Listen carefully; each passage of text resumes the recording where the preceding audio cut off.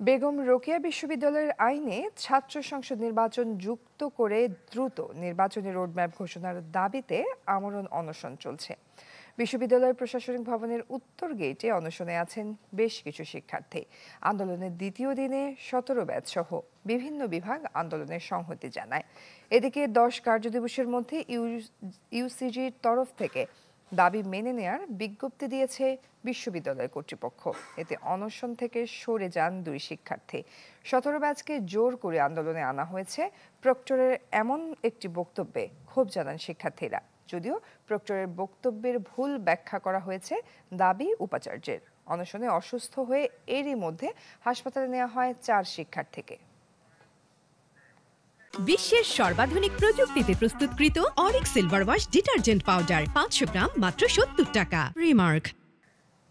দুইজন গেল আর বলা হইলো যে অনশনই প্রত্যাহার হয়ে গেছে। তাহলে এখানে যে বাকি 7 জন ছিল তাদেরকে কি গণায় ধরতেছে না? তারা সাধারণত সিস্টেমের মাধ্যমে সে আবার ফেসিস্ট সিস্টেমকে ধরে রাখার ট্রাই করছে। যে ইউসিসি কোনো ভিডিও বার্তা কিংবা লিখিত কোনোভাবে যদি কোনো ডকুমেন্ট দেয় আমাদেরকে যে কার্য হবে, তো আমরা অনশন ভাঙবো। সকল পর্যায়ে পজিটিভ একটা ফিডব্যাক পেয়েছি।